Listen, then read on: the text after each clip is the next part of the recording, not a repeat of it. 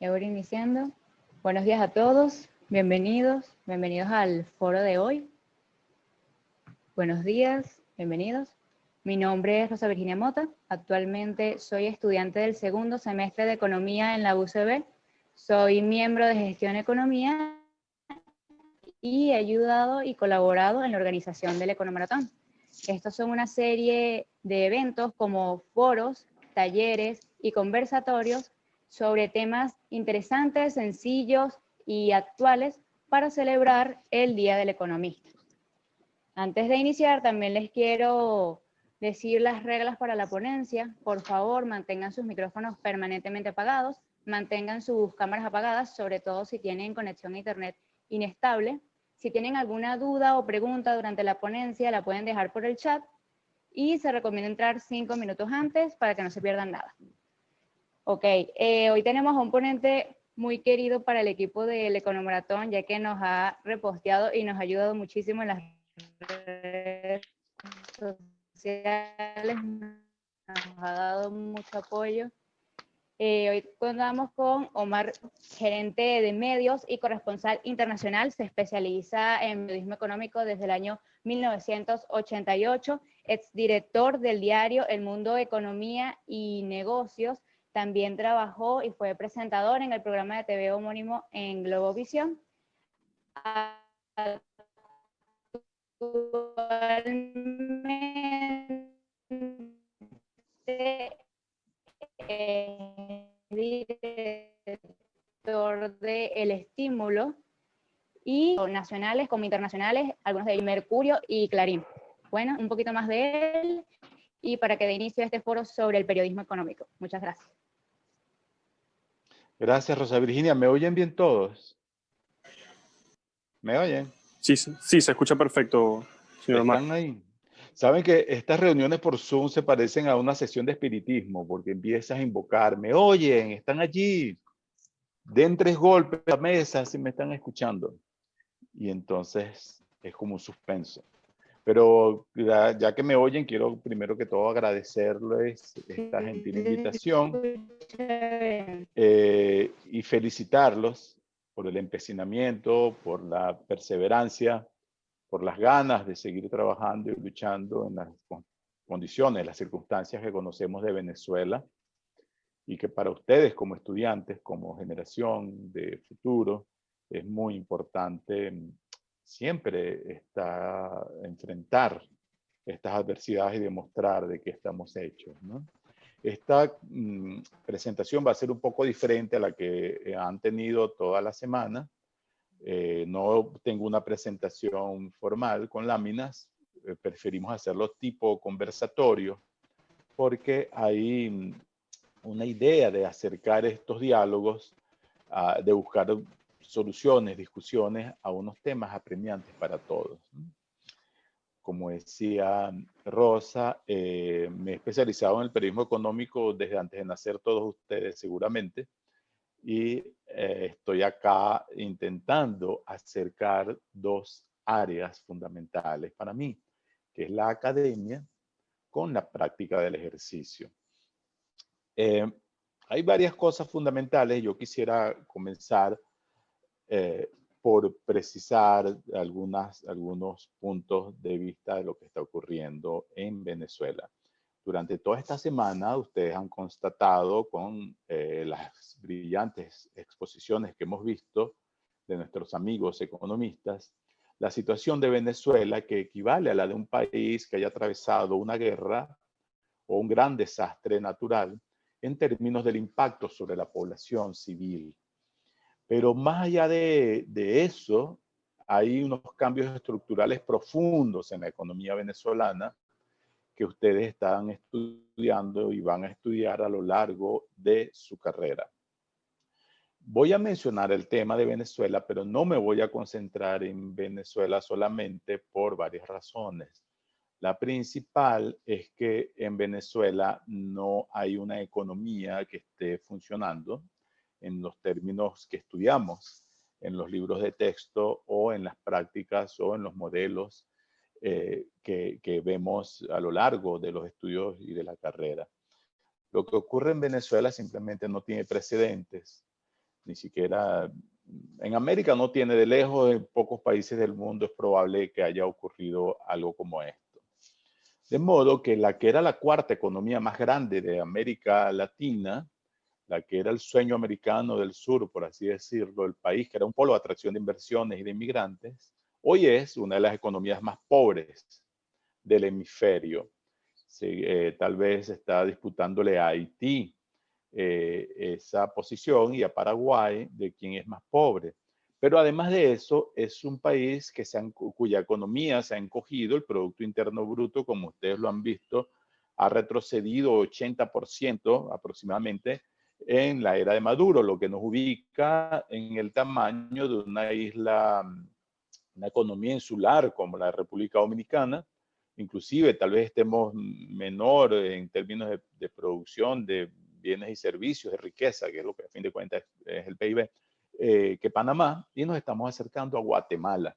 Inclusive Costa Rica, la pequeña Costa Rica, nos está superando.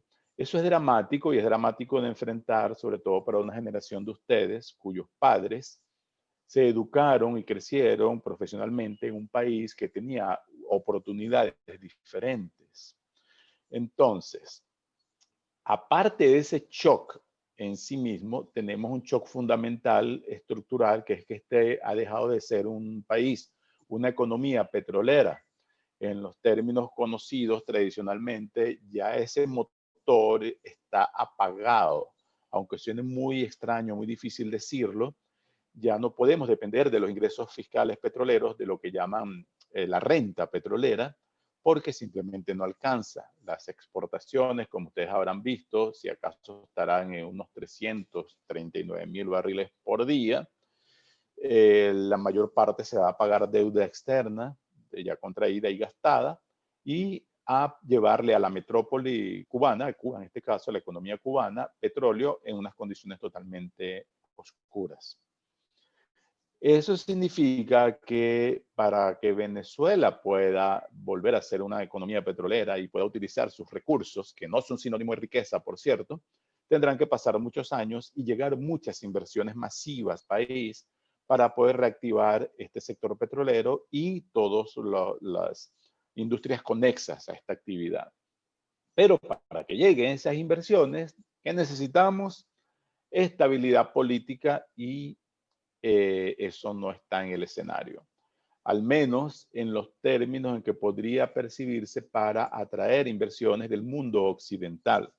De modo que la economía venezolana va a tender a aumentar su dependencia a Rusia, a Turquía, a Cuba y a China en los próximos años, en medio del escenario que tenemos de una consolidación mayor del modelo chavista sobre la base de un modelo calcado de Cuba, lo que significa un mayor intervencionismo del Estado, la pobreza como referencia, menores oportunidades individuales y para el emprendimiento, más oscuridad en el manejo de información económica y desigual distribución de la riqueza de una manera muy severa, es decir, un país con enormes abismos entre una pequeña minoría que tiene acceso a divisas y alguna actividad económica y una vasta mayoría que gana en bolívares, que está totalmente su salario depreciado, sus condiciones económicas muy malas y que no tiene en el mediano plazo una perspectiva de mejora. Ahora bien, uno de los grandes puntos que nosotros hemos observado en todo esto y uno de los grandes desafíos y a la vez oportunidades para los economistas, ya sean economistas en formación, futuros profesionales, asesores, consultores, inclusive para la economía familiar, para la economía a pequeña y mediana escala, en la microeconomía, en la macro, es cómo explicarle a la gente todo esto que acabamos de comentar y que ustedes han abordado durante toda esta semana, cómo explicar eso en lenguaje sencillo, comprensible, que pueda llegarle a hacerle clic a las personas y ayudarlos a tomar decisiones más acertadas para su presente y su futuro, tanto en términos personales, profesionales, como familiares, como para la empresa, como para la comunidad, para la sociedad, y para todo el país. ¿Cuál es el papel de un economista, de un periodista especializado en economía, para ayudar a que la gente pueda procesar esta información y pueda tener una vida, digamos, tener un albedrío, una decisión propia más a tono con la realidad? Eso es todo un punto fundamental, y el periodismo económico en Venezuela tiene una deuda enorme con las audiencias. Los economistas también tienen una deuda enorme con las audiencias, porque ninguno ha podido usar las herramientas que ha tenido en su oportunidad, no ha podido llegar a crear masivamente una corriente de opinión, a formar a las comunidades para que tomen estas decisiones. Podríamos ahondar muchísimo esto podría ser inclusive una cátedra de periodismo económico, pero hay unas cosas fundamentales que hay que tomar en cuenta. La falta de información, o como dicen algunos estudios, la asimetría en el manejo de la información es uno de los grandes problemas por los que atraviesan los venezolanos hoy en día, porque para tomar decisiones, todas estas decisiones que hemos mencionado, la escasez de información, este es un activo muy preciado, y esta escasez le impide tomar posiciones correctamente. ¿A qué voy? A que, por ejemplo, el propio gobierno ha hecho la manipulación de la información y el esconder datos, indicadores macroeconómicos y microeconómicos, lo ha hecho una política de Estado. De modo que hay una fracción muy pequeña vinculada al poder que maneja información privilegiada, lo cual en otro país sería un castigo, por cierto, y hay una vasta mayoría de personas que no sabe qué hacer. Solamente recibe el impacto más duro de estas políticas extremas que está aplicando el gobierno en busca de sobrevivir, y no entiende muy bien cómo va la cosa. Es decir, no entiende por qué su salario ha desaparecido por completo, por qué fueron confiscados sus ahorros, sus utilidades, sus prestaciones sociales, sus fondos de pensión. No tanto, no solamente por la política económica, por la hiperinflación, sino justamente por la falta de acciones de una política económica que ataque las causas estructurales de estos problemas que ustedes han analizado y han abordado durante toda la semana.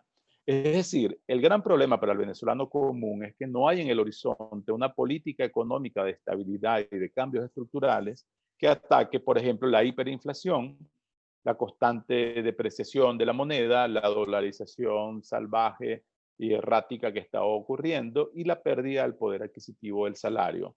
Por no hablar del aspecto más, digamos, determinante, me parece a mí, de la ciencia económica, que debería ser buscar el bienestar de las personas y de las comunidades de los países. Es decir, aquí no hay unas políticas de Estado para mejorar las condiciones de vida del venezolano. Los remito a la encuesta en COVID hecha por las 3 universidades más prestigiosas de Venezuela, la UCB, la UCAP, la Simón Bolívar, donde ustedes pueden ver cómo el impacto de todo este mal manejo de la economía ha generado una sociedad mucho más desigual y más empobrecida, con un nivel inclusive de hambre que se equipara al de los países africanos. Toda esta situación contradice el propósito de la ciencia económica y de las cosas que uno estudia y que ustedes están estudiando para cambiar su comunidad, su entorno familiar y sus empresas. Entonces, para cerrar esta parte, abrir más bien una sesión a preguntas y respuestas, yo quiero dejar por aquí la parte de Venezuela para intentar llamarles la atención acerca de las expectativas y posibilidades fuera de Venezuela, aunque no necesariamente signifique que ustedes se vayan de Venezuela. Es decir, hay que entender que lo que ocurre en Venezuela es totalmente disfuncional. No es una referencia para el resto de la región, así como tal, tan calcado. Es equivalente a lo que hacen las grandes transnacionales, las corporaciones mundiales que operan en Venezuela todavía. Ellas sacan a Venezuela de sus estados contables corporativos porque le distorsiona la muestra. o igual como hace el Fondo Monetario, el Banco Mundial, el Banco Interamericano de Desarrollo, cuando va a sacar el promedio de la inflación de América Latina y el Caribe, tiene que eximir a Venezuela, sacar a Venezuela de ese grupo, porque si no se le distorsiona la muestra.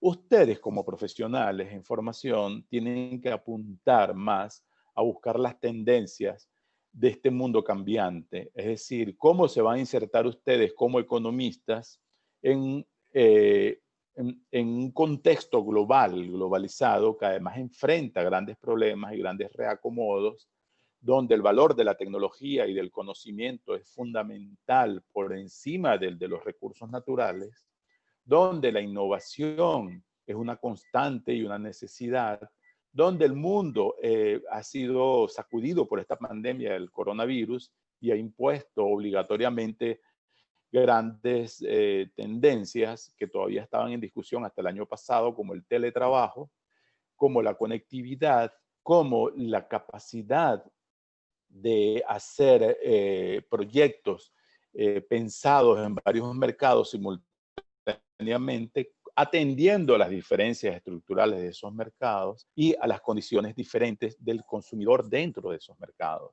Es decir, la frontera, el horizonte de ustedes como profesionales está fuera de Venezuela, como está fuera de Venezuela ese horizonte para un artista que vaya a lanzar un disco, para un cineasta que está haciendo una película, para una empresa que quiera crecer, para una corporación internacional e inclusive para alguien que quiera proyectar ideas y proyectar el conocimiento más allá de los límites de la frontera venezolana. Entonces, ustedes tendrán que intentar entender, descifrar, procesar este conocimiento, esta información, ver cómo está marchando el resto de América Latina y los países que hayan tomado ustedes como referencia para buscar las prácticas más actualizadas, las tendencias más innovadoras, las oportunidades en cada nicho que ustedes escojan al cual se van a dedicar, y sobre todo para entender que la excelencia, el nivel de excelencia profesional sigue siendo la principal referencia, el principal requisito para la demanda de profesionales en el mundo. No nos podemos orientar por Venezuela, que ha sido un país, como ustedes han visto, destruido, saqueado, un país donde el profesional es humillado y es maltratado, pero eso, mientras luchamos por cambiar estas condiciones internas, tenemos que entender que siempre será una decisión individual y personal ver hacia dónde nosotros orientamos nuestra carrera. Entonces, tanto los economistas como los profesionales del periodismo económico tienen una función fundamental que abordar allí en el manejo y la discusión y la distribución de esta información. Para cerrar esta parte, solo les comento que el periodismo económico en Venezuela sufre de los males exponenciados del resto del periodismo. Es decir, en Venezuela no hay prensa masiva, no hay medios de comunicación masivos que le puedan llegar a las audiencias, a las personas de los diferentes estratos sociales. La situación económica de estas empresas es equivalente, está muy golpeada también, pues están tanto como las demás empresas de cualquier otro sector, salvo las excepciones que siempre dejan las oportunidades en medio de las crisis. Y en Venezuela sobrevivimos varios medios de comunicación en las plataformas digitales, con las limitaciones que supone tener en Venezuela uno de los internet, de la estructura de internet más precaria, más lenta del mundo, y donde para la gente que anda buscando cómo resolverse es muy difícil pagar su dinerito en saldos de plataformas digitales para estar informado. Esa es una limitación enorme y también nos abre posibilidades de buscar formas innovadoras de transmitir el conocimiento económico, de explicarle a la gente en lenguaje comprensible, llano y utilizando herramientas más allá del texto y de la imagen audiovisual para que estos mensajes puedan llegar y las personas puedan tomar, como dije anteriormente, sus decisiones más acertadas. Entonces preferiría en esta parte intercambiar con ustedes algunas ideas para ver qué se nos ocurren, qué podemos aportar en este escenario. Gracias. Sí, bueno, les recuerdo a todos que pueden dejar sus preguntas. Ya aquí acaban de poner una, se la voy a leer.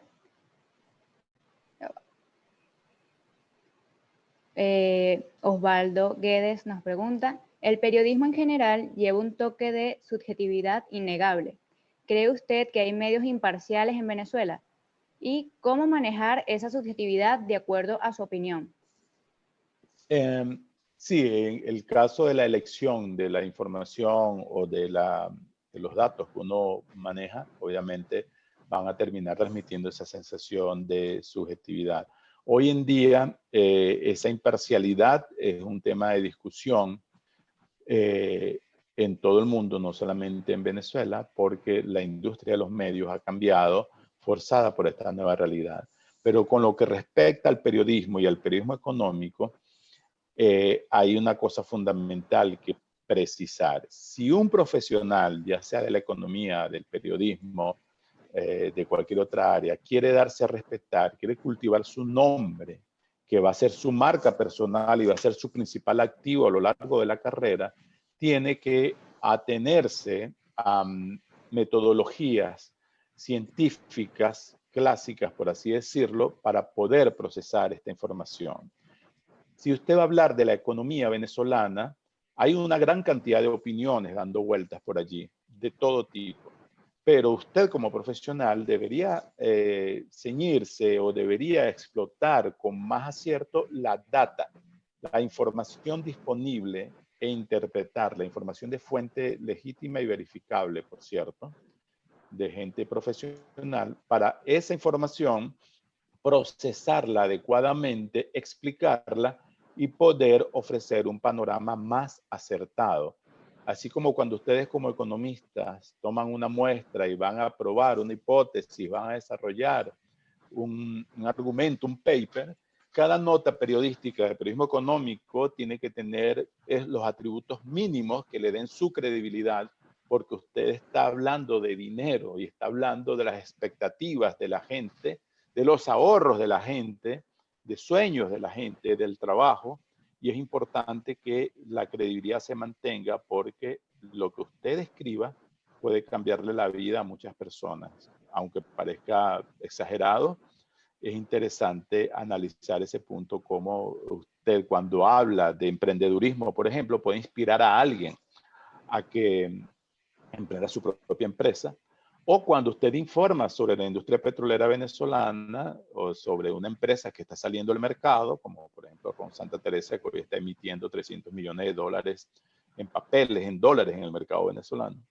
¿Cómo podría eso cambiar? Usted compra o vende acciones, compra o vende petróleo. Detrás de esa información hay decisiones que pueden valer grandes fortunas. No sé si me expliqué. Sí, se explicó bastante bien.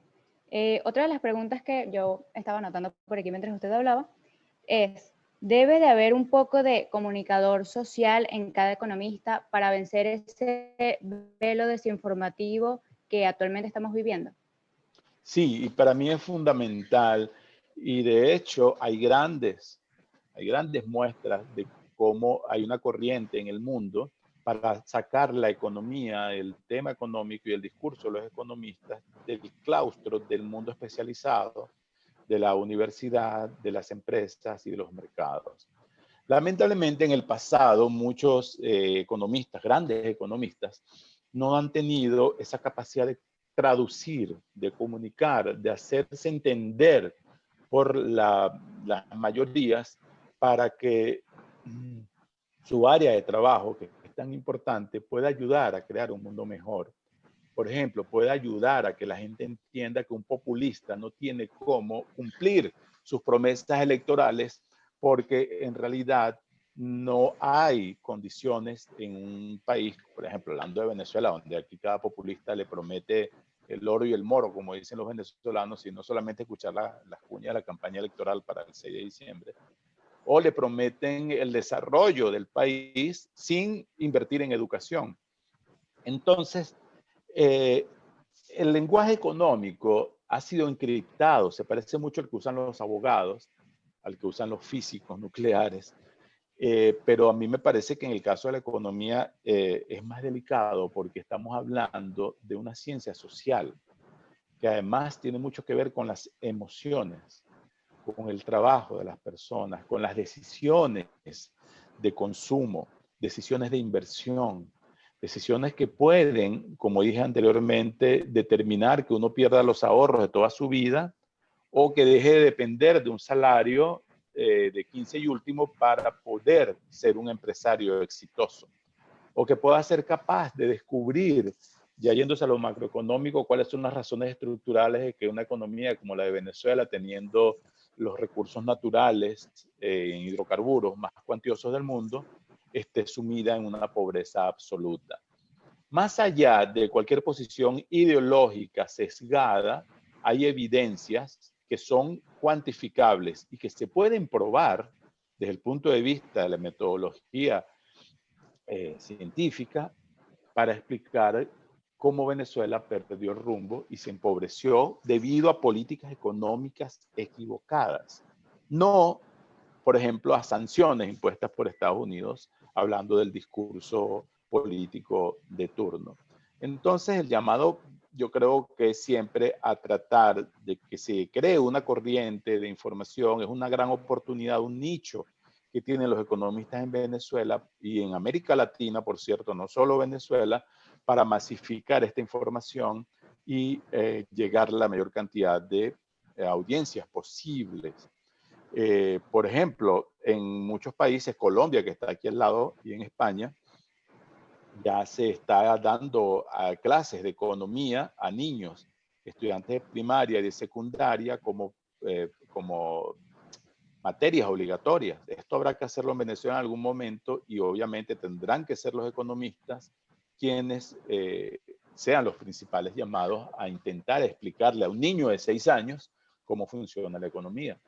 Yo suelo invitar siempre también a personas como ustedes, a estudiantes, a profesionales, a que escriban, a que me manden los artículos, que se los publicamos. Primero, cuando yo dirigía un periódico que se llamaba El Mundo, que fue comprado y quebrado por el gobierno. Y ahora en El Estímulo tenemos un canal de economía que se llama El Interés. Pero yo intuyo que la persona que hizo esa pregunta tendrá alguna vocación de explicar. Y si quieren intentar, cualquiera de ustedes que están aquí conectados ahora, me pueden enviar sus artículos, sus trabajos, inclusive podría yo intentar acompañarlos, ayudarlos si hay que editar un poco el texto para hacerlo más comprensible. Mi correo ol@elestimulo.com está disponible para esos contactos permanentemente, así como mi Twitter @OmarLugo, porque yo creo que el periodismo es una labor que se debe a la sociedad, a las audiencias, a las personas, y un medio le pertenece a esta colectividad, a esa audiencia, no nos pertenece a nosotros los directores o propietarios. Ok, muchísimas gracias por eso, señor Omar. Aquí tenemos otras preguntas. Sí. Edilber Molleja pregunta, como profesional en el periodismo económico, ¿cuál es el mayor reto que tiene en Venezuela?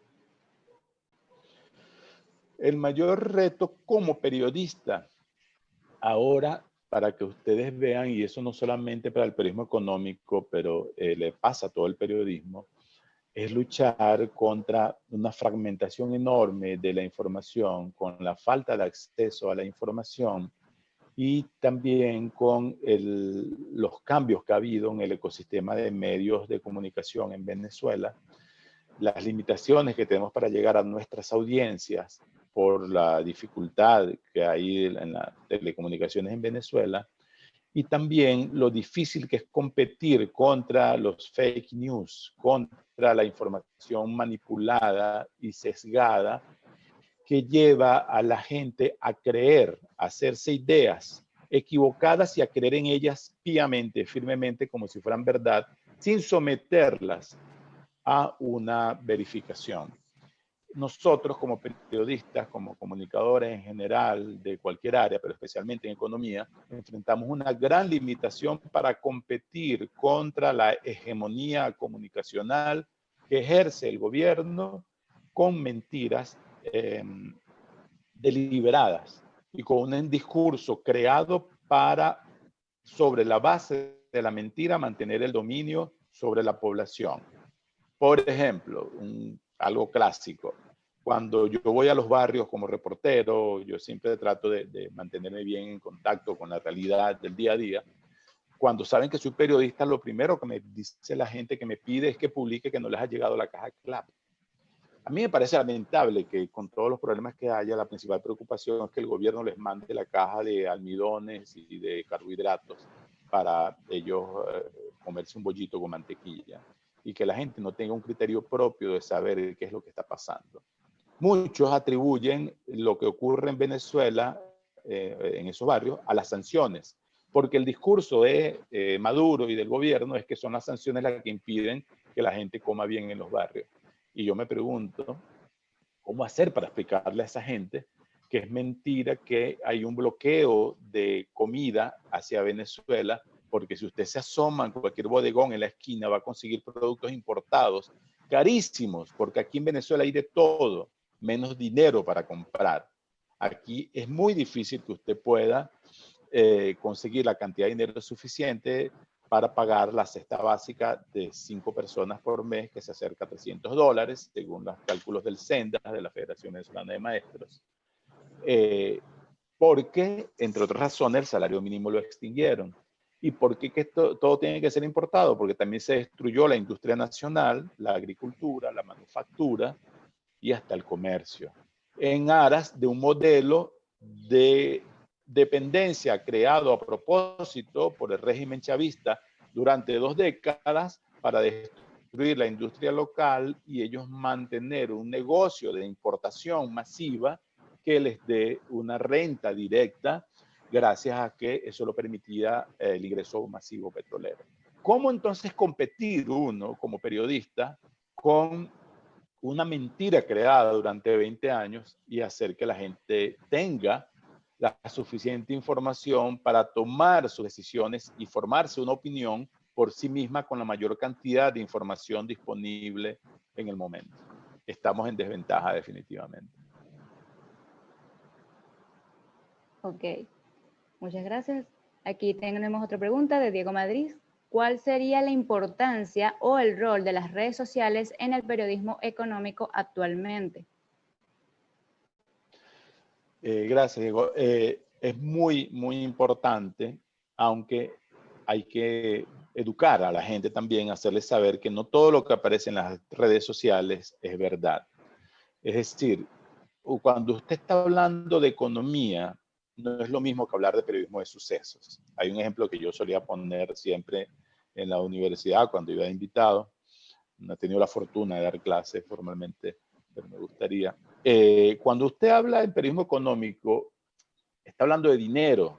Si una persona dice que invirtió 17 millones de dólares y es una empresa que cotiza en bolsa, y usted se equivoca y en vez de 17 pone 7 millones, usted tiene un error grave como profesional, una mala praxis.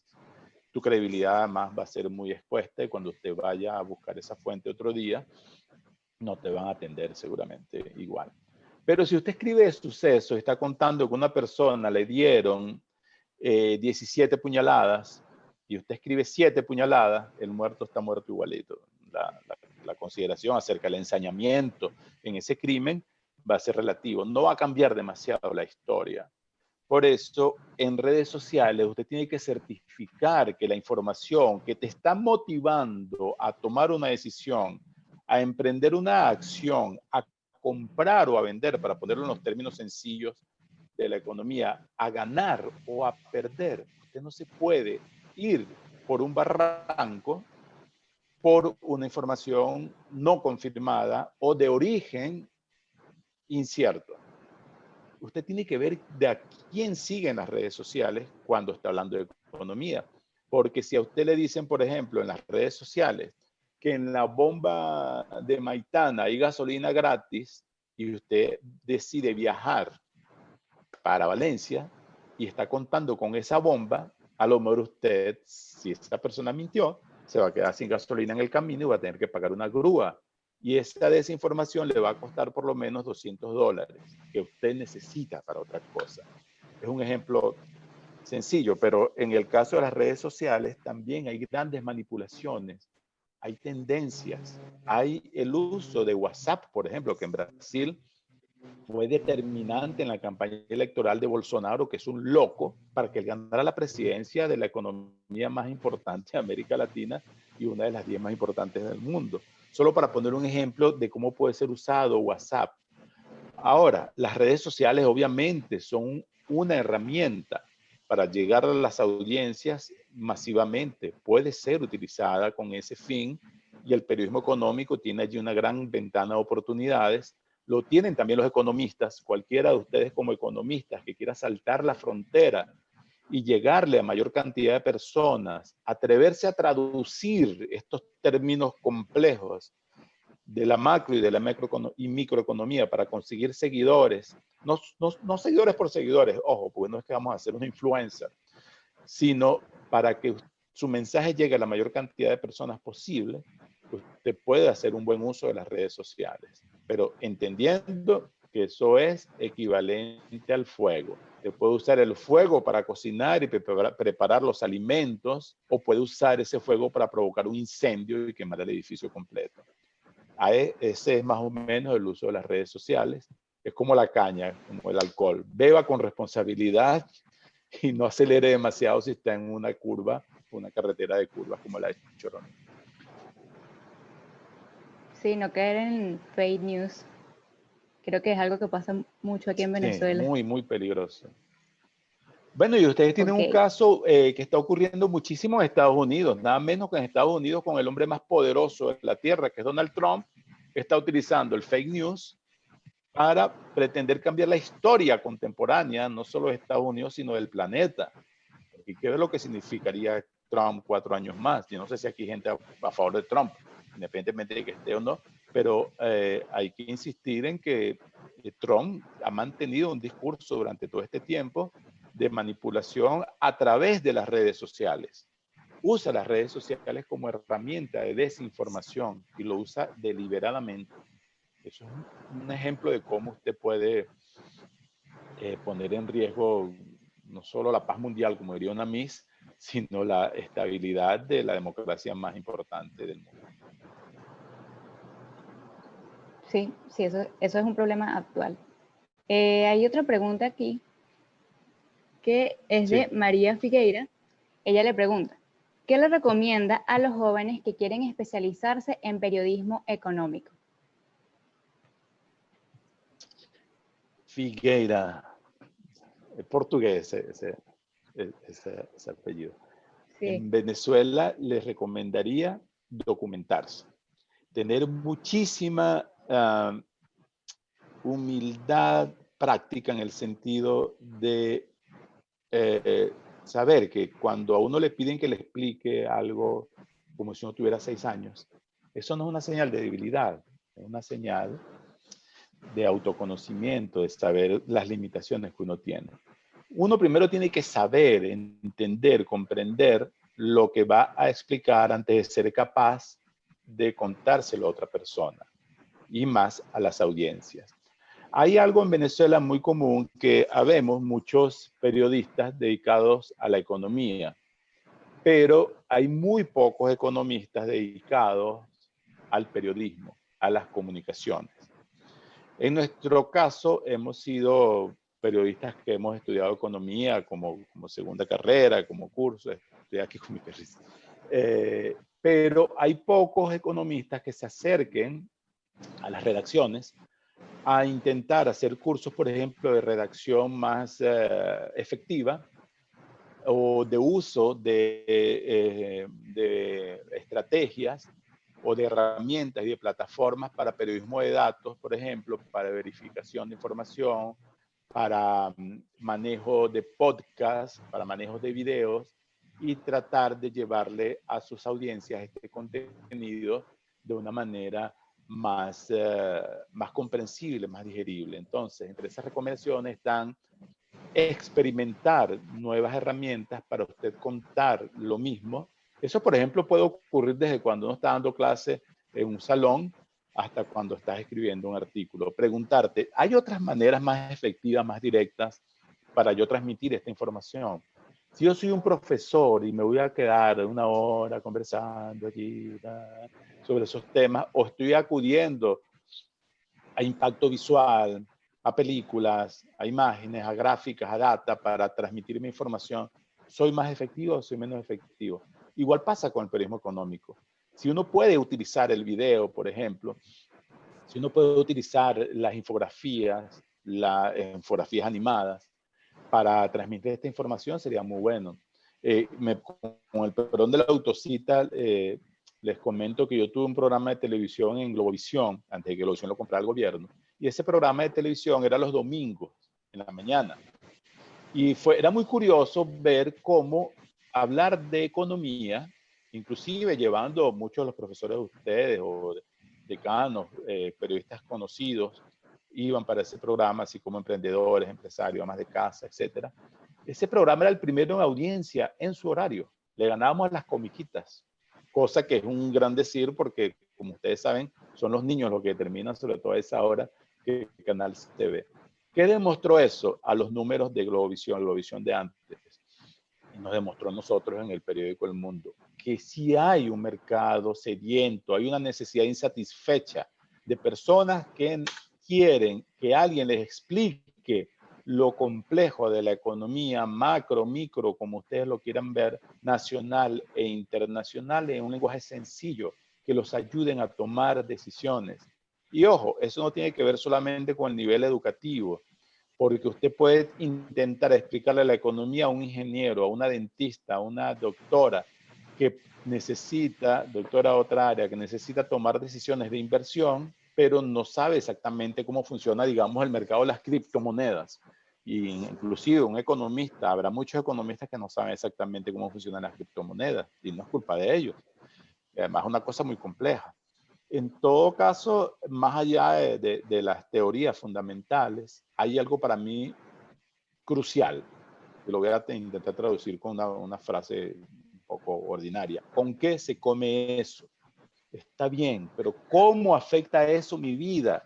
¿Cómo esa información que tú estás transmitiendo, escribiendo, publicando, va a cambiar o no mi vida? Y para mí, una de las formas fundamentales, una de las herramientas fundamentales es la interrelación. Interrelación de datos, de data, de hechos, de eventos, de teorías, de cifras, de entornos, para explicarle a la gente cómo un cable se cruza con el otro y cómo todo finalmente va a terminar impactando tu bolsillo, el estómago, que es el órgano más sensible del cuerpo humano, el bolsillo y junto con el estómago, y cómo tu futuro puede cambiar cuando lees o escuchas o ves o procesas una información. Entonces, esa preparación es fundamental leer mucho más allá de los sesgos, sobre todo leer cosas que no tengan que ver solamente con lo que nosotros creemos. Que dicho sea de paso, el éxito de las fake news, eso es otro tema de información y de estudio, tiene que ver con que la gente prefiere inclinarse a consumir la información que le reafirma conocimientos y creencias previamente adquiridas y sedimentadas, y se niega a ver algo que le cuestione su posición ya asumida. Eso es muy grave. Por ejemplo, si usted va a emprender una empresa y usted va a decidir vender comida lista en la zona industrial de Los Cortijos, usted está convencido que usted es un buen cocinero o cocinera y que va a ser un éxito, va a ser un palo ese kiosco de comida, porque 20 personas le dijeron que usted cocina bien. Esa información, ese convencimiento, usted lo tiene que pasar por el ácido de la realidad del mercado, porque a lo mejor en el mercado de la zona industrial de Los Cortijos no le gusta la sazón que usted tiene porque es muy picante y los obliga a llevar a beber mucha agua, qué sé yo. O peor todavía, la zona industrial de Los Cortijos está paralizada porque la macroeconomía de este país ha llevado a que no haya condiciones para que opere la zona industrial de Los Cortijos, de modo que la inversión que usted está haciendo en ese kiosco y donde va a poner los ahorros de toda su vida va a estar en riesgo y probablemente usted se quede sin el capitalito necesario y se quede simplemente pelando. va a tener que relacionar lo macro con lo micro y ver a quién le cree. Maduro acaba de decir ayer que 2 millones de barriles de petróleo va a ser la producción de PDVSA en el corto plazo. Si usted vive en el Tigre, que es una zona petrolera, y le cree a Maduro, seguramente usted va a comenzar a arreglar su apartamento para alquilarlo, a hacer su catering para los campos petroleros y a gastarse los ahorros de la vida en arreglar el camión con el que le llevaba agua a los campos petroleros. Y usted le cree a Maduro. Pero la realidad es que en los campos petroleros del Tigre, hoy, y esto está verificado, no hay gasolina para los vehículos de PDVSA. Entonces, ¿usted le cree al discurso o le cree a la realidad? Considere esas opciones antes de decidir. Por eso es tan importante estar informado, no solo para eliminar las asimetrías, sino para no caer como bobo bajo los discursos populistas.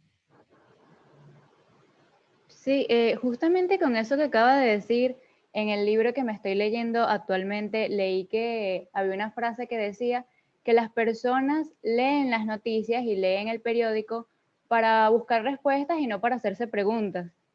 Y Exacto. creo que eso es algo que queda muy bien con todo lo que usted acaba de decir, pero sí creo que es necesario que haya más periodistas que logren estos artículos que hagan que las personas se pregunten cosas y se... Aquí tengo una pregunta anotada que dice, ¿puede comentar elementos comunes a nivel de las comunicaciones entre novelas como 1984, Un Mundo Feliz, Rebelión en la Granja y Venezuela en la actualidad? Sí. Esas son es una distopía. Lo que está ocurriendo en Venezuela es una distopía que se parece a lo que cuentan esas películas. Bueno, lo más común es Rebelión en la Granja, digámoslo así, porque se traduce más directamente, quiero decir, la imagen, porque aquí esto comenzó hace 20 años.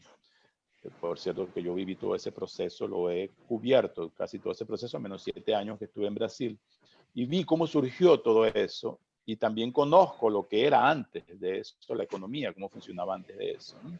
Estos señores llegaron acá prometiendo un mundo feliz, prometiendo una distribución de la riqueza, prometiendo algo muy, muy emblemático, que era acabar la corrupción. Y resulta que no ha habido en la historia contemporánea de Venezuela nada como la corrupción ejercida durante este mandato, donde se entiende que la corrupción es el lugar común de todos los dramas que han ocurrido en Venezuela durante todo este tiempo.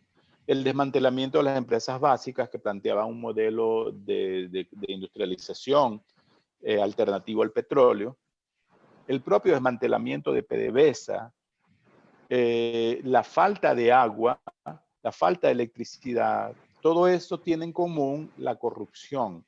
Miles de millones de dólares que se fueron por el drenaje y que provenían del principal boom petrolero de la historia de Venezuela, en un momento irrepetible en los mercados mundiales, donde los commodities, las materias primas en general, pues, y el petróleo, vivieron unos picos altísimos que no hay en el horizonte la posibilidad de que eso se repita. El gran problema de Venezuela no fue la caída de los precios del petróleo.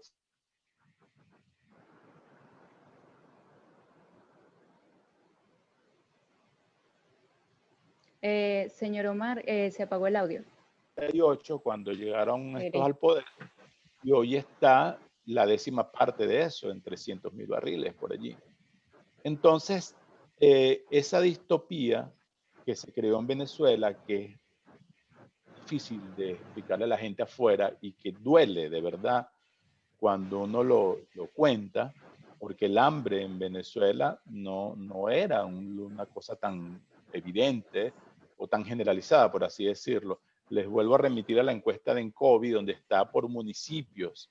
Y en Venezuela hay municipios ya a nivel de un país africano, en términos de lo que es desnutrición infantil, de lo que es condiciones de acceso a agua potable,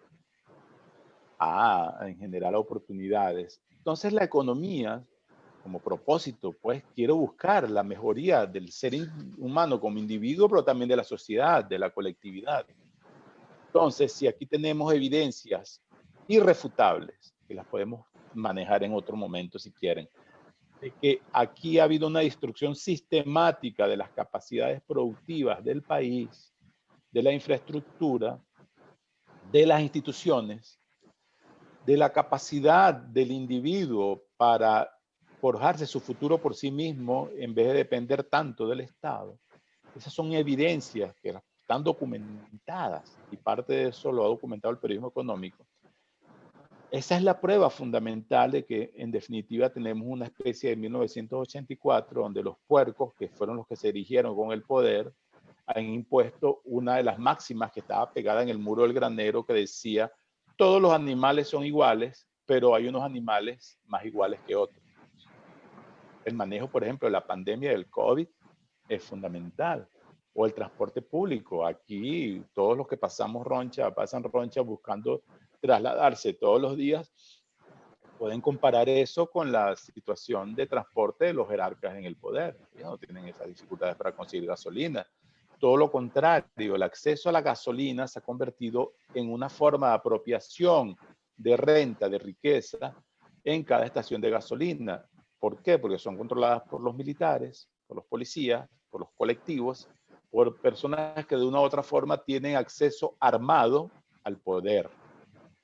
Cuando usted está hablando de armas por encima de la civilidad y de la educación, usted entiende la tragedia de Venezuela. Cuando usted ve como un milico, un soldadito, solo por estar uniformado y armado, atropella a un médico que necesita gasolina para ir a salvar vidas, usted sabe que aquí se ha impuesto justamente ese tipo. Señor Omar, se le apagó el micrófono. De la civilidad. Es decir, donde los malos están mandando, por así decirlo. No sé si me expliqué, pero hay varias películas allí en ese ángulo. También está Brasil, la película.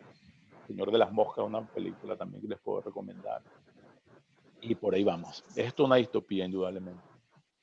Mad Max, se parece más a Mad Max últimamente con lo de la gasolina, los camiones. Reuters reportó ayer que están robando petróleo para destilar combustible casero ya en algunas partes de Venezuela. Eso es Mad Max. Y la gente matándose en unas colas por la comida. En fin, es horrible. Este país no merecía eso. Ustedes no merecían esto como generación, como jóvenes que necesitan un futuro normal, necesitan un país normal. No solo porque puedan salir a rumbear a las 3 de la mañana, sino donde puedan tener algo tan básico como crédito. Ustedes saben que este es el único país americano donde no existe el crédito. Uno es del mundo, por cierto. No sé, de 4 o 3 en el mundo que no existe el crédito. Aquí no hay crédito. Usted no tiene crédito ni para financiar una carrera, ni crédito ni siquiera para comprarse una computadora para poder correr los programas en Excel que necesita a lo largo de su carrera. Bueno, me fui. Sí, bueno, aunque es una situación difícil, yo creo y he visto en la universidad que hay muchos jóvenes que quieren echar para adelante aquí en Venezuela y quieren ayudar al país actualmente. Quiero preguntarle si cree que hay que innovar aún en Venezuela en la parte del periodismo económico en temas como las criptomonedas y de actualidad tecnológica. Si cree que las personas no se han inmiscuido lo suficiente en ese tipo de temas aquí en Venezuela. Sí, y tiene que ver con lo que decía hace rato, utilizar las herramientas que permite ahora la tecnología para poder explicarle a la gente en lenguaje más comprensible, más directo y más emocional lo que está ocurriendo. Usted puede recurrir a una infografía animada para contar cómo es el mecanismo de minar las criptomonedas y cómo existen estos medios de pago. Porque Venezuela es uno de los países del mundo donde no hay efectivo predominante, no es por avances tecnológicos, sino por lo precario de esta economía. Hay una cosa fundamental en todo esto que hay que destacar. Es un momento muy bueno para la difusión del conocimiento, especializado o no. tanto un economista como un periodista de economía tiene unas herramientas que antes no existían porque eran muy caras. Entonces, el costo, las barreras de entrada a este mercado de la información para un economista, para un periodista, son hoy día más bajas que en el pasado. Esto que estamos haciendo aquí es una muestra. Anteriormente tendríamos que haber alquilado un salón, trasladarnos para allá, sentarnos, pagar refrigerio, pagar cornetas, pagar pantallas para poder tener una charla como esta. Pero antes, usted si quería tener un programa de radio, tenía que ir para una emisora, comprar una hora, conseguir anunciantes, etcétera. Ahora usted puede, a través de las redes sociales y de herramientas como los podcasts, enviar tu mensaje a más cantidad de personas, inclusive que la que le llega a una radio señal abierta. En televisión, usted tiene que alquilar un estudio de televisión, negociar con un canal de televisión, probar que eres brillante y convencer a un ejecutivo de una empresa para que tenga la oportunidad de tener un programa y competir en un mundo de señal abierta. Ahora usted simplemente con un teléfono como este que estoy utilizando aquí, y ideas, creatividad, capacidad de comunicación, usted puede hacer su propio programa, ponerlo en YouTube y tiene oportunidades concretas de convertirse en un hit y de llegar a ser el primer economista, la primera economista que escribe, que explica en clave de humor la situación económica de América Latina, por así decirlo, para no quedarnos en Venezuela. Puede también utilizar la fotografía, puede utilizar la infografía animada, puede utilizar foros. Usted puede conectar a todos tus amigos regados, dispersos alrededor del mundo para buscar soluciones colectivas, en colectivo quiero decir, a un problema local. Puede establecer redes, puede estudiar un tema crucial como la falta de competitividad de los camaroneros de Uchire y buscar comparar esto con otros mercados, explorar nichos además y saber exactamente, reducir, quiero decir, la cantidad de riesgo y saber exactamente dónde puede estar la demanda de tu producto. En el caso de la información, usted puede saber que aquí hay una necesidad insatisfecha de información económica explicada. Y eso lo tiene que explicar gente responsable, economistas, estudiantes de economía, personas que quieran, que tengan pasión por todo eso y que quieran desarrollar esas herramientas. Porque esto se aprende a hablar, se aprende a comunicar, se aprende a transmitir ideas y sobre todo se aprende a disuadir, a que la gente use la información que tú le estés dando de la mejor manera posible. Ok, sí, tiene mucha razón. Quisiera recomendarles, ya que usted habló sobre los medios de difusión, un canal que se llama Desarrollo de Economía, no sé si lo conoce.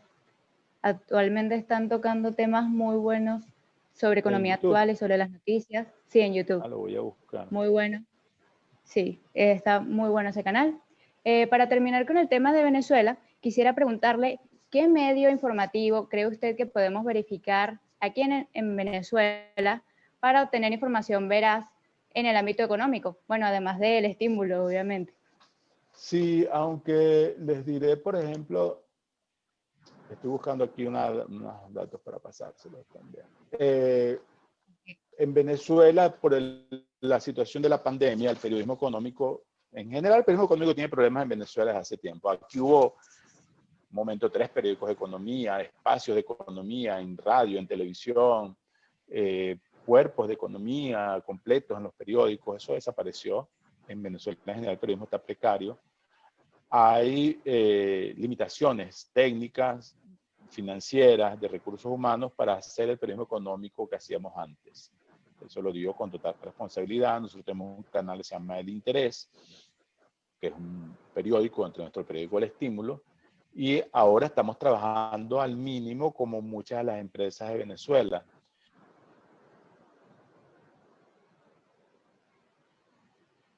Contratar periodistas para salir a hacer reportajes y sobre todo para conseguir información en Venezuela, porque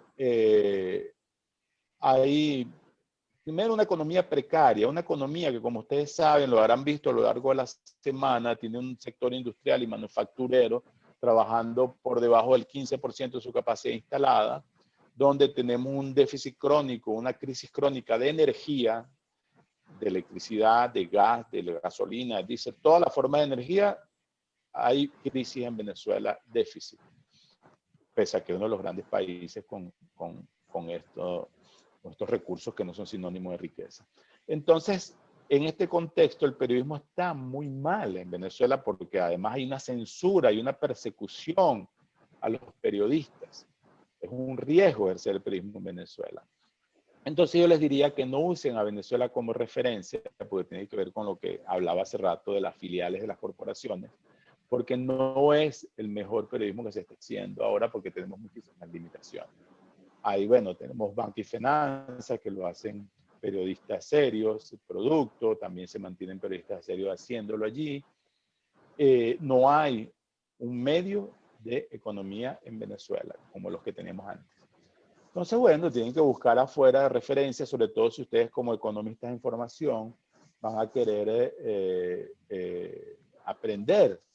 Yo les recomendaría al Mercurio Inversiones de Chile, que lo dirige Felipe Alunate, que es un periodista conocido, que fue director de América Economía, que es una revista de economía que también les recomiendo. América Economía tiene una visión panamericana, ¿no? Una visión de todos los países. Y no es porque yo haya sido corresponsal de allí, pero es una idea muy buena de tener una visión global de lo que está ocurriendo en Venezuela. Tienen La República en Colombia, tienen El Economista en México, donde ustedes pueden buscar información de primera mano certificada. También tienen Bloomberg, obviamente, que tienen información constantemente actualizada. Tienen Yahoo Finance también, o Yahoo Finanzas, como lo quieran llamar. CNN Dinero, también se lo puedo recomendar. Y aquí déjenme buscarles, si les consigo aquí el link. Aquí tengo mi presentación. También Quartz, escribe como cuarzo en inglés, Quartz, porque es interesante la forma novedosa como ellos presentan la información económica recurriendo al periodismo de datos.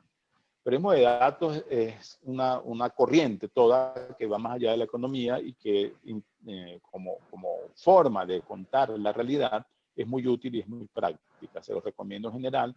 Inclusive ustedes, si algunos, imagino que algunos estarán interesados en el periodismo económico y en el periodismo, porque si no estuvieran en este conversatorio. Pero hay entre ustedes una capacidad enorme, un mercado enorme para incursionar en este mercado, en estas posibilidades. Inclusive podemos intercambiar a través de internet, de las redes, de Twitter o de mi correo, algunos links, enlaces que les puedo mandar directamente. Algunos lo tengo en la presentación esta que les iba a traer, pero que decidí cambiar. Y básicamente yo creo que lo más importante de todo esto es intentar explicar la economía en términos sencillos. Les voy a recomendar al señor Abadía, déjame ver cómo que se llama este portal. Él es un español, un señor mayor ya en España, que ha sido todo un éxito en difundir información en lenguaje sencillo. Es algo que en España es muy útil. Aquí en Venezuela tiene que ver esta limitación con el empobrecimiento general. ¿Qué quiero decir? Si usted vive en un país como Venezuela, donde muy poca gente tiene unas acciones en la bolsa, usted no va a tener un mercado muy claro allí. Pero en otros países, por ejemplo, la información bursátil es de dominio colectivo porque hay muchos jubilados, muchos profesionales, muchas personas, estudiantes, que tienen una acción en una empresa y les interesa ver qué ocurre en Wall Street. O están en la banca.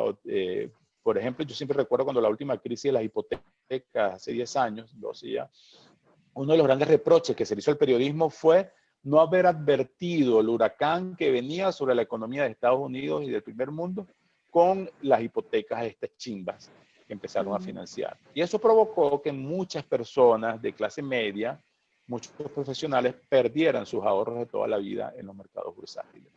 Aquí yo diría que dónde estábamos nosotros que no vertimos el chavismo que venía para destruir tanta riqueza, pero esa es otra historia que va por el lado de la política. Ok, aquí en el chat acaban de poner otra pregunta.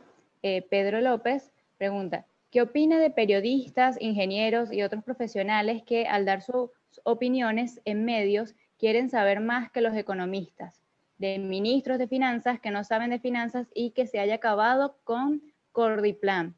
No hay un plan país a mediano y largo plazo. Eso es verdad, que no hay un plan país. Bueno, hay un plan país y ojo, eso tiene que ver con lo que hablaba hace rato con el sesgo. A veces uno tiende a no leer cosas porque está en el extremo contrario de lo que uno piensa y cree, pero eso es delicado. Por ejemplo, el plan país de los chavistas, muy poca gente lo ha leído, resulta que ellos están aplicando eso y lo van a aplicar con la asamblea que van a elegir el 6 de diciembre. Entonces hay que leerse el plan país, aunque a uno no le guste, es como tomarse un remedio amargo para poder tener esa condición. En Venezuela no hay ministerio de Cordiplan. Yo recuerdo muchos grandes economistas venezolanos, como mi querido Asdrúbal Baptista, que murió hace poco, que era uno de los grandes economistas venezolanos, fue ministro de Cordiplan. También Ricardo Hausmann, que fue economista jefe del Banco Interamericano de Desarrollo y profesor de Harvard. Él dirige nada menos que el Centro de Políticas Públicas de la Universidad de Harvard. Fue ministro de Cordiplan, el último ministro de Carlos Andrés Pérez cuando le dieron el golpe de Estado. Y es necesario entender que una de las grandes tragedias de la economía venezolana es que los economistas no están en el gabinete. En el gabinete de Maduro no hay un solo economista. No hay gente preparada para tomar decisiones. El mismo Maduro, que como ustedes saben, no tiene una gran formación de nada, dice que él maneja en persona la economía venezolana, que él es el responsable de la economía venezolana. Bueno, cuando usted ve la situación de la economía venezolana se puede explicar eso. Ahora, de ciertos periodistas que quieren saber más que un economista, bueno, tal vez puedan explicar más que algunos economistas, pero no se trata de querer competir con un economista. En mi caso, yo no soy economista. Yo tengo estudios de economía, he hecho algunos diplomados, no sé qué, tengo 30 años, 35 en el periodismo económico. Pero yo pretendo apenas ser un traductor de lo que ustedes hacen y lo que ustedes investigan y dicen. Llevar eso para un contexto más allá del claustro de una universidad o de un think tank o de una empresa. Porque el gran propósito de un comunicador es ser leído, es que su mensaje llegue a la mayor cantidad de personas posibles.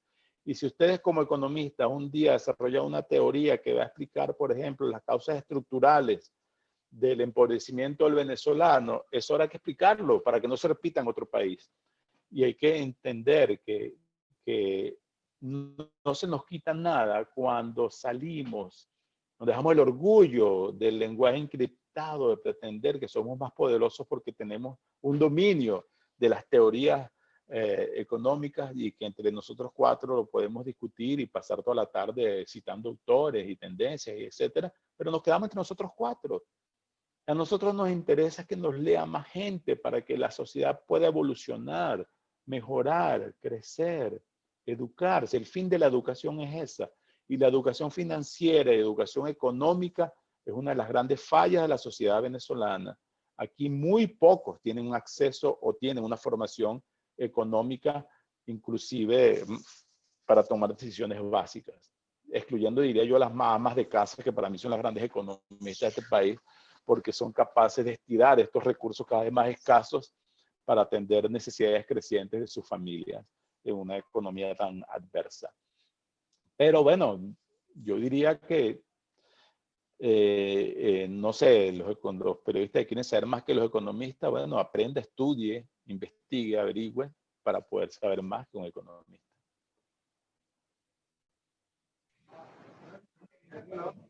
Ok, no sé si quiere hablarnos ahora un poco más sobre el periodismo económico, pero ya en el ámbito de Latinoamérica y global, un poco sobre eso antes de culminar. Sí. Bueno, lo dejo que Sí, nos hable se los sobre eso. menciono porque tal vez habrá gente aquí que pensará irse para otro país o pensará trabajar para otro país desde Venezuela o buscará nichos, etc.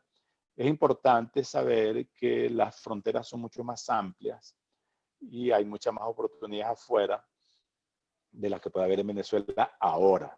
No diría que tal vez si hay un cambio aquí sea a través de la tierra las oportunidades.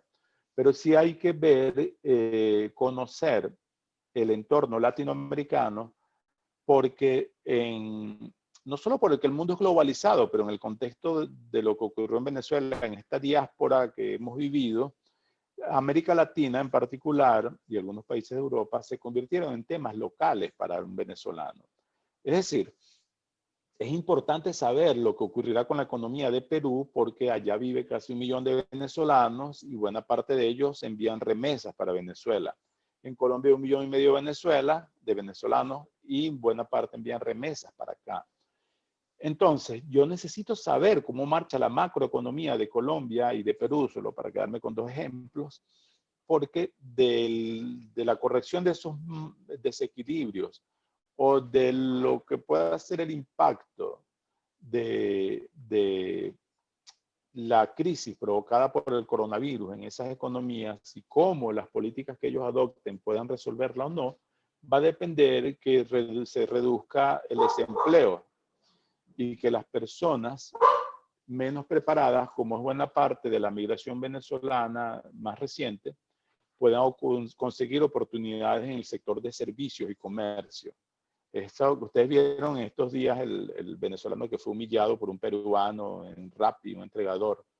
Es un ejemplo de cómo una persona tal vez está trabajando en un segmento muy por debajo de su capacidad, de lo que él se preparó. Entonces, ¿qué va a pasar con la economía de Perú? Habrá que asumir que los venezolanos más preparados seguirán siendo repartidores en bicicleta o van a tener oportunidades para trabajar en nichos de tecnología y de mayor preparación o la industria petrolera, por ejemplo. Eso hay que saberlo. Por eso hay que seguir el periodismo económico de esos países, pero me temo que no tengo grandes evidencias hasta ahora de gente que esté haciendo en ninguno de esos países masivamente o exitosamente lo que hemos hablado hace poco, que es la información económica masificada para mayor cantidad de personas. Es decir, que nos traduzcan en términos comprensibles qué podemos esperar de la economía de Perú, de la economía de Colombia, de la economía de Chile, de Brasil en los próximos meses. ¿Por qué? Porque hay una fragmentación de la información y hay información especializada dirigida a un mercado, a un público muy limitado, muy pequeño, muy especializado, que ha sido una de las grandes fallas del periodismo económico en general y de la economía en particular. Sube. Esta es mi perrita que se llama Yuma. Ok. No No sé si respondí esa parte del periodismo económico internacional porque solamente agregaría que no es en el resto de los países tan limitado y tan segmentado como en Venezuela. ¿Por qué? Porque en esos países hubo un mayor entendimiento de la importancia de la información económica para entender los mercados financieros, por ejemplo, las bolsas, para entender la oportunidad de empleo, las finanzas personales, que es una de las grandes deficiencias del periodismo en Venezuela. Hay muy poca información sobre finanzas personales, pero justamente porque en Venezuela hay muy poca oportunidad para las finanzas personales. ¿Qué quiero decir? Usted como profesional lo que cobra se lo gasta en comida y no le alcanza. Usted tiene muy poca decisión, muy poca necesidad de saber qué hacer con las utilidades, porque las utilidades usted sabe que se van en 2 hallacas. Pero en el pasado, a usted le interesaba saber qué podía hacer con las utilidades y qué mecanismo o posibilidades de inversión podría haber para su familia con los ahorros y aguinaldos de fin de año. No sé si me expliqué esa parte. Sí, sí. El tema de Perú, por lo menos, es como bastante personal, porque yo tengo muchos familiares en Perú, mi mamá y mi tía están allá, y sí dicen que el panorama económico está bastante tenso actualmente. Le quisiera preguntar si piensa que en el ambiente latinoamericano es una tendencia que haya asimetría de la información. Sí, pero no tanto como en Venezuela. ¿Qué quiero decir? En el ámbito latinoamericano y de Estados Unidos, usted tiene más oportunidades de buscar información, porque, por ejemplo, las empresas están obligadas a rendir cuentas. Hay países donde inclusive hay leyes que obligan a los gerentes públicos, a los funcionarios del Estado, a difundir información. Aquí en Venezuela, como ustedes saben, ni siquiera las cifras de inflación son confiables, aunque recientemente el Banco Central comenzó a divulgarlas de nuevo, pero las cifras de pobreza, de desempleo, están guardadas por el gobierno fundamentalmente por una razón macropolítica, que esas cifras ilustran el fracaso de un modelo que nos prometió ese mundo feliz que estábamos hablando hace rato. Eso fracasó por completo. La supuesta revolución bolivariana fracasó. Y las evidencias son los números macroeconómicos y microeconómicos. Entonces ellos esconden esa información. En otro país usted puede ir a un tribunal a obligar a que el ministro de Finanzas te revele esa información. O si usted tiene inversión en una empresa bursátil, bueno, aquí la bolsa de valores no existe. Es un mercadito ahí que el mercado de Chacao vende más que la bolsa de valores de Caracas. Pero usted puede ir, ahí hay una gobernanza corporativa que obliga a que usted transmita esa información trimestralmente y que además divulgue cuáles fueron las condiciones que determinaron el resultado o no de su empresa. Usted puede presionar como sociedad civil para que una empresa divulgue qué ha pasado con los desechos tóxicos que tiraba o tira al mar. Aquí Venezuela, en PDVSA, inunda de petróleo la costa turística de Falcón y no hay manera que usted pueda saber exactamente cuál fue la magnitud de ese daño. En otro país usted puede llevar a un funcionario preso por eso. Entonces, esa asimetría de la información que aquí en Venezuela es endémica. Aquí se hace rica mucha gente invirtiendo en dólares, en moneda, porque, bueno, la devaluación constante, o más aún, acaban de aprobar una ley llamada Ley Antibloqueo, donde establece la asimetría de la información como una ley supraconstitucional, inclusive por encima de la Constitución, solo por obra y gracia de que este es un gobierno hegemónico que impone, sin que haya un balance de poder, su criterio. Esa ley va a determinar que usted no va a tener oportunidad ni siquiera de demandar información sobre cuáles van a ser los socios del gobierno en ciertas inversiones. Habrá que ver quién corre ese riesgo. En otras sociedades usted puede recurrir a los tribunales y a los organismos reguladores de allí, sin contar con que en otras sociedades el periodismo es más fuerte. En Perú solamente va a haber como 6 diarios de economía, además de las secciones de economía de la prensa especializada, y usted como ciudadano puede escuchar a su ministro o al presidente de una empresa ir a programas de televisión y ver a periodistas preguntándole. Yo no recuerdo cuándo fue la última vez que yo tuve frente a mí un ministro de Hacienda o de Finanzas para entrevistarlo y hacer que le diga cosas que la gente necesita saber a la gente. Ok, quería preguntarle, antes de terminar, ya como última pregunta, ¿usted piensa que el periodismo de investigación en la parte económica sí tiene camino o futuro actualmente en Latinoamérica? En América Latina tiene mucho camino y tiene que ver con lo que yo estaba diciendo hace poco, porque en las sociedades como esa la prensa es más robusta, las instituciones funcionan diferente, hay separación de poderes y hay la posibilidad de que el resultado del periodismo de investigación tenga un impacto que puede llegar inclusive a la destitución y hasta suicidios, como en Perú, como le ocurrió a Alan García, donde destituyeron presidentes por el caso de Brecht. El caso de Brecht es un caso de periodismo de investigación. Nosotros en Venezuela ganamos un premio internacional en la revista Clímax contando el caso de Brecht. La revista Clímax que pertenece al Estímulo. Pero aquí en Venezuela no pasa nada. Aquí en Venezuela usted hace periodismo de investigación y denuncia y no pasa nada porque no hay separación de poderes, porque es un sistema cómplice donde entre ellos se ocultan los trapos porque a muchos se hicieron millonarios. En otros países, en toda América, el caso del escándalo de Brecht, que es producto de periodismo de investigación, ha sido investigado, hay presos, hay bienes confiscados, hay empresas que cayeron en los mercados bursátiles, gobiernos que cayeron, el gobierno de Brasil cayó por el escándalo de Lava Jato, que sería como lavador de carros, que era como llamaron la operación de la policía que reveló todas esas marramucias. Y en Estados Unidos usted también puede someter hasta la cárcel a personas que probadamente con un periodismo responsable aparezcan como cometiendo delitos de este tipo. Sí hay futuro porque en Venezuela tenemos mucho que contar, en América Latina tenemos mucho que contar, en Venezuela tendrá que haber futuro porque cuando este país cambie, todo lo que hemos estado registrando y documentando tendrá que saberse y habrá mucho que investigar y que contar.